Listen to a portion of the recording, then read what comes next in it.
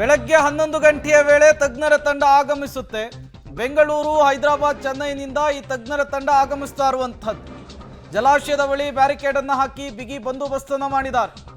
ಜಲಾಶಯದ 19ನೇ ಗೇಟ್ನ chain cut ಆಗಿರುವಂತಹ ಪರಿಣಾಮ ಇವತ್ತು ದೊಡ್ಡ ಮಟ್ಟದಲ್ಲಿ ನೀರನ್ನು ನದಿಗೆ ಹರಿಬಿಡಲಾಗ್ತಾ ಇದೆ. ನೀರು ವೇಸ್ಟ್ ಆಗ್ತಾ ಇದೆ.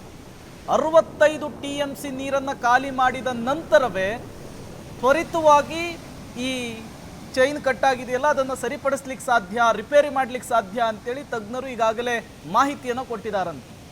ಬೆಳಗ್ಗೆ ಮಾನ್ಯ ಸಚಿವರಾದಂತಹ ಶಿವರಾಜ ತಂಗಡಗಿಯವರು ಕೂಡ ಅದೇ ವಿಚಾರವನ್ನೇ ಪ್ರಸ್ತಾಪಿಸ್ತಾ ಇದ್ರು.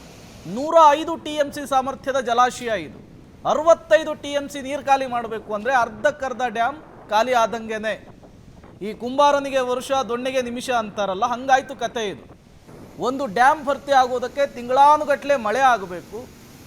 ಈಗ ಒಂದು ವಾರದಲ್ಲಿ 65 TMC ನೀರನ್ನು ಖಾಲಿ ಮಾಡಬೇಕು ಅನ್ನುವಂತಹ ವಿಚಾರ, ಇದು ನಿಜಕ್ಕೂ ಕೂಡ ಆಕ್ರೋಶಕ್ಕೆ ಕಾರಣವಾಗ್ತಾ ಇದೆ. ಕಲ್ಯಾಣ ಕರ್ನಾಟಕದ ಭಾಗದ ಜನರ ಚಿಂತೆಯನ್ನು ಜಾಸ್ತಿ ಮಾಡ್ತಾ ಇದೆ.